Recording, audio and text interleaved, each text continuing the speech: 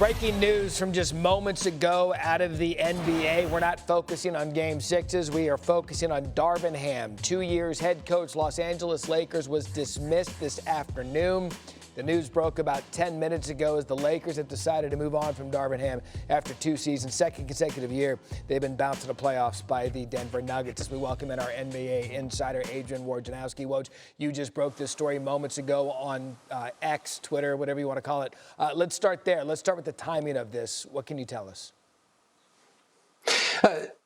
Matt, this was a decision essentially made days ago, if not late in the season. Once the Lakers did not advance past Denver, lost in 5 games, Darvin Ham was essentially finished as Lakers coach, despite the fact 90-74 in 2 years, went to the Western Conference Finals last year and then won more games in the regular season this year with 47 games, but twice ran into the defending champions, the Nuggets. And listen, this is one of the most difficult seats in all of professional sports.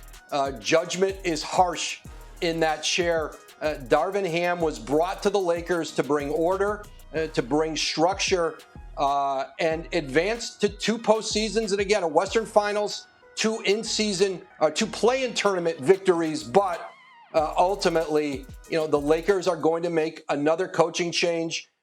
Ham replaced Frank Vogel 2 years ago.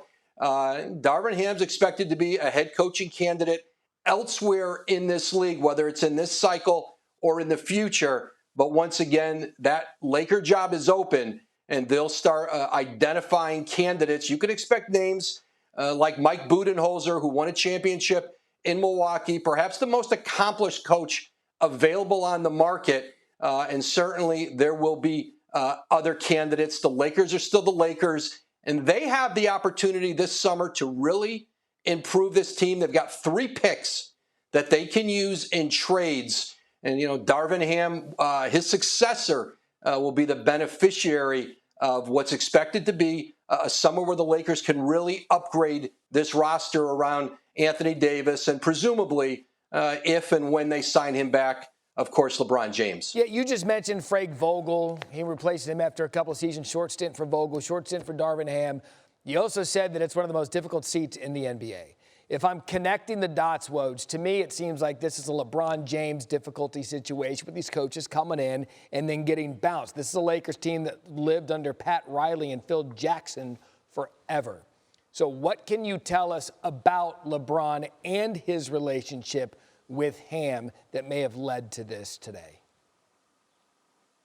I don't think this was a LeBron James decision or issue. Now, listen, any star player with any organization can speak up and say, hey, this is the coach I want.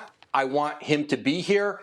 That's true not just with the Lakers, but anywhere. You seldom hear that anymore in the NBA. Listen, Rob Pelinka, Jeannie Buss, they have, you look back to Frank Vogel, that was not a LeBron James hire.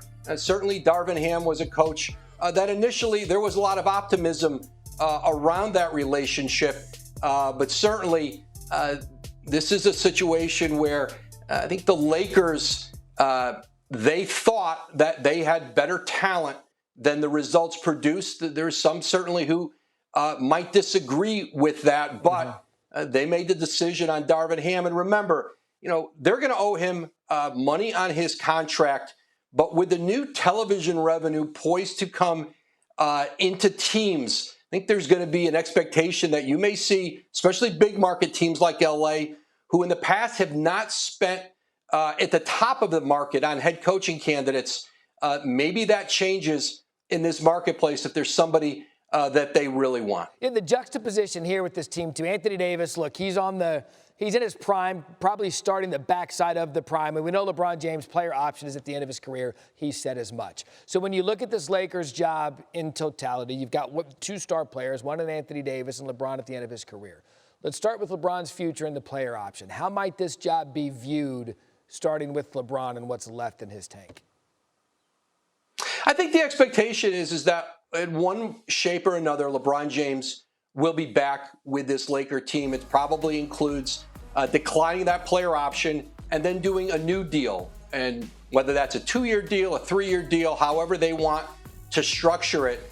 But I think there's a working expectation that he's back. But things can change. He could make a different decision later. But I still think the Laker job is attractive to candidates. You look on the market right now, the Charlotte job is open. Yep. They're proceeding with their process. That's not necessarily for a veteran, high-level, championship-level coach. That's not where they are. They're at the start of a rebuild. And so we'll see if more teams enter the market, as teams get eliminated from the playoffs. Certainly jobs can become open, coaches become unfastened. I do think the Laker job remains attractive to people, especially because, again, they have the opportunity this summer to improve this roster, as many as 3 first-round picks available that they can use in trades.